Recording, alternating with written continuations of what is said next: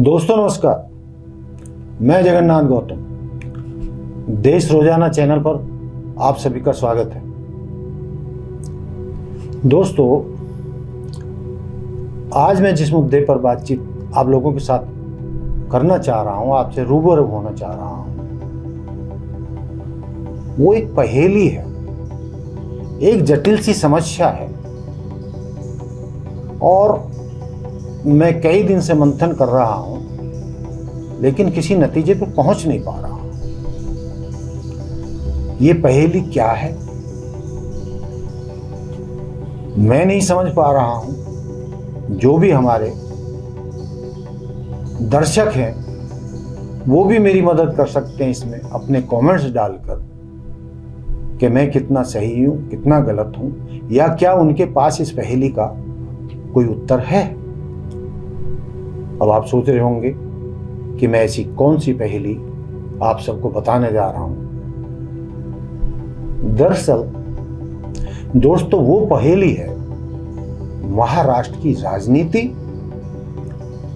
और एनसीपी के चचा भतीजे। मैं वर्षों से शरद पवार जी की राजनीति को भी देखता रहा हूं। वो निश्चित रूप से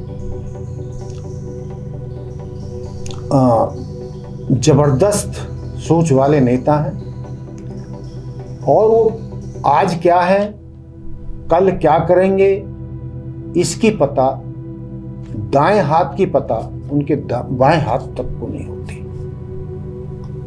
तो ऐसा उनका राजनीतिक चरित्र बताया जाता है और सामने भी आज की पीढ़ी को भी ये दिख रहा है।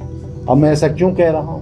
अजीत पवार जो उनके भतीजे हैं, वो भाजपा सरकार में उप मुख्यमंत्री हैं, कई विभागों के मंत्री हैं और सत्ता का आनंद भोग रहे हैं। दूसरी तरफ शरद पवार जी, उन पर जो विपक्षी गठबंधन इंडिया है और उसके जो नेता हैं सब, उनमें एक उनका बड़ा कद माना जाता था। आज है या नहीं है, ये एक संदिग्ध सा प्रश्न है।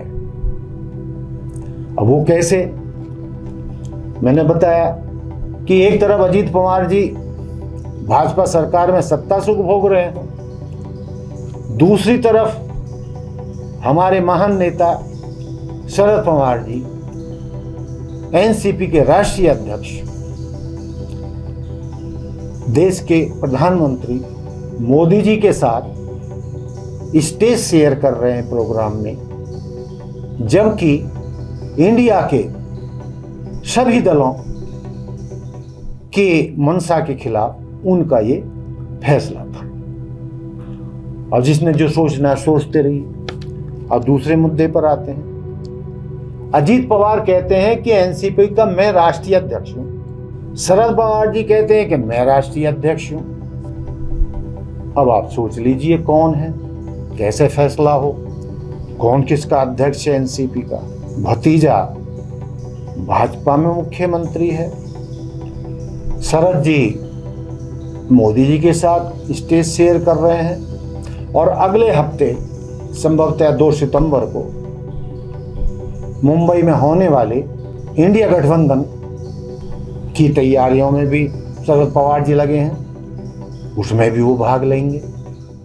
तो ये कैसा राजनीतिक चरित्र है, मुझे भी कई दशक पत्रकारिता में हो गए, मेरी समझ से परे। शायद आप लोग समझ सकें वो ऐसे ही हैं या अब हो गए हैं।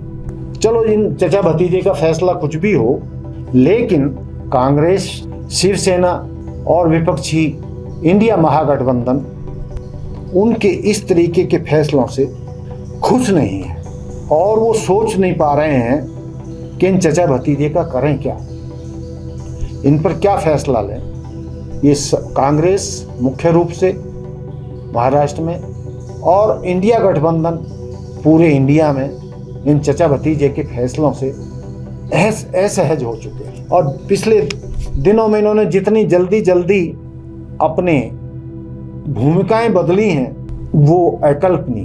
कांग्रेस, शिवसेना और विपक्षी दल ना तो इनको निगल पा रहे हैं ना उगल पा रहे हैं। फिर सवाल हुई, वो सोच रहे हैं कि इनका करें तो करें क्या, और इन सब का सोचना भी जायज है, क्योंकि शरद पवार जी और अजीत पवार जी ने अपनी विश्वसनीयता तो खोई है। और ये पहला मौका नहीं है। कुछ समय पहले ही, कुछ महीने पहले ही जब चुनाव हुए थे तो जीते थे वो अघाड़ी महागठबंधन के साथ, और सीएम क्या बने वो भाजपा के। शपथ ले ली सुबह ही 6 बजे अजीत पवार ने। जो उनके साथी दल थे, शिवसेना, कांग्रेस, महाअघाड़ी के जो लोग थे, उनको कानों कान खबर नहीं पड़ी, और सुबह सुबह 6 बजे राज्यपाल ने उन्हें शपथ भी दिला दी और वो मुख्यमंत्री बन गए। लेकिन वो मुख्यमंत्री कुछ घंटे ही रह सके, 1-2 दिन ही रह सके, और फिर वापस गठबंधन में आ गए। मुख्यमंत्री पद उन्हें छोड़ना पड़ा, जो हालात, जिन हालातों में छोड़ना पड़ा वो सबके सामने है। तो ये नहीं है कि इनके चरित्र पर आज ही संदेह हो रहा है, ये पहले भी इनके फैसले संदिग्ध रहे हैं। ये कब क्या फैसला ले लें, हिंदुस्तान में कोई नहीं जानता। इंडिया गठबंधन वाले मजबूरी में चुप हैं। वो नाप तोल रहे हैं कि इनका क्या करें। इनको छोड़ते हैं तो परेशानी है, इनको अलग करते हैं तो परेशानी है, साथ रखते हैं ये कब गच्चा दे जाएं, धोखा दे जाएं, कब क्या फैसला ले लें तो भी परेशानी है। और लब्बो लुबाब हम सारी बात करें तो ये है कि इनकी विश्वसनीयता पूरे देश में घट रही है।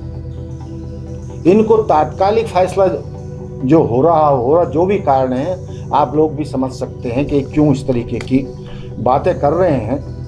लेकिन विश्वसनीयता तो इन्होंने खो दी है, और शरद पवार जी का कद भी घटा है।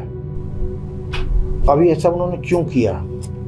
जो खबरें छन छन कर आ रही हैं तो उसमें ये भी है कि शरद पवार जी इंडिया में रहेंगे भी या नहीं, चुनाव तक इस बात का भी अब भरोसा इंडिया का और विपक्षी दलों का उनसे उठ चुका है। और वो ऐसा क्यों है, मैं अपने आप से नहीं कह रहा हूं। अब ये खबरें खूब चलने लगी हैं, सोशल मीडिया पे तो बहुत दौड़ रही हैं कि शरद पवार जी भाजपा में जा सकते हैं। भाजपा में जा सकते हैं? हाँ, ये कैसे हो सकता है जिनके कंधों पर महाराष्ट्र में और देश में इंडिया महागठबंधन को ऊपर ले जाने, जिताने और भाजपा मोदी को हराने की जिम्मेदारी थी। अब उनके बारे में ये कहा जा रहा है कि खुद शरद पवार जी ही भाजपा में जा सकते हैं। मैंने कहा ना, ये मैं नहीं कह रहा, ना मेरी औकात है कि मैं इस तरीके की बात करूं कि भाई वो भाजपा में जा रहे हैं। लेकिन महाराष्ट्र के भाजपा के जो अध्यक्ष हैं उनका मैं क्या करूं? उन्होंने तो घोषणा कर दी है कि शरद पवार जी का भाजपा में आना तय है। जिस तरीके से अजीत पवार भाजपा के साथ आए हैं 2000 चुनाव से पहले उनका भाजपा में आना लगभग तय है।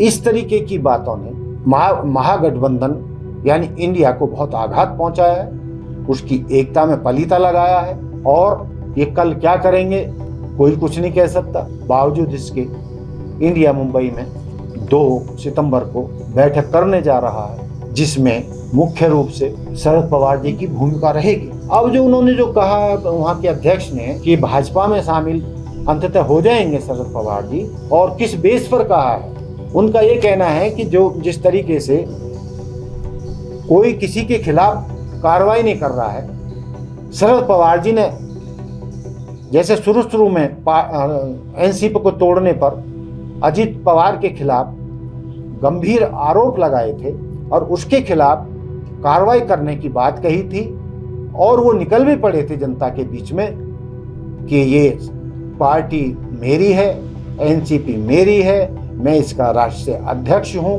कार्य अध्यक्ष मेरी बेटी सूले है, और अजीत पवार का इससे कोई लेना देना नहीं है। अजीत पवार को एनसीपी के डंडे झंडे और चुनाव चिन्ह का इस्तेमाल नहीं करना चाहिए। मैं महाराष्ट्र की जनता के बीच जाऊंगा, एक एक घर में जाऊंगा, हर गांव शहर में जाऊंगा, और इन्होंने जो गद्दारी की है अजीत पवार और उनके साथी विधायकों ने, उनके खिलाफ मैं जनता को बताऊंगा कि ये एनसीपी के साथ विश्वासघात कर रहे हैं, इनको एनसीपी के साथ ऐसा नहीं करना चाहिए था, और जनता इनका बहिष्कार करे, और आने वाले चुनावों में जनता और हम मिलकर इनको इनकी औकात याद दिलाएंगे कि इन्होंने एनसीपी के साथ और मेरे साथ कितना बड़ा विश्वासघात किया है। लेकिन वो 2-4 दिन की ही बात थी और मामला ठंडा पड़ने लगा। भतीजा चाचा के गले आकर मिलने लगा, गलबहियां डाली जाने लगी। और ये एक बार नहीं, लगातार 4 मीटिंगें ऐसी हो चुकी हैं,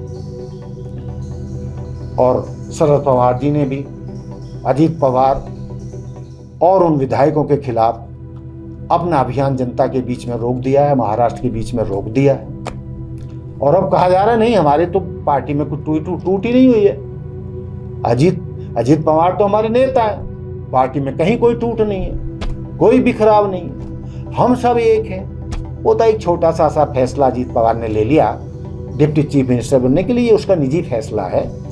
अब निजी फैसला है, कमाल की बात है कि उस पार्टी का राष्ट्रीय अध्यक्ष ये बात कह रहा है कि अजीत पवार का ये निजी फैसला है उसके साथियों का।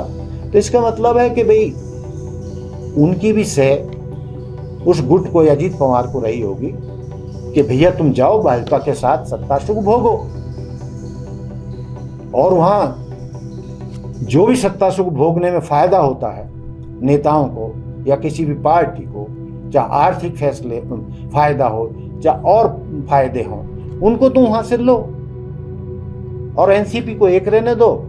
इसकी जो धन संपत्ति, चुनाव चिन्ह, जो कुछ भी है, इसमें बंटवारा मत करो, इसको भी एक रहने दो।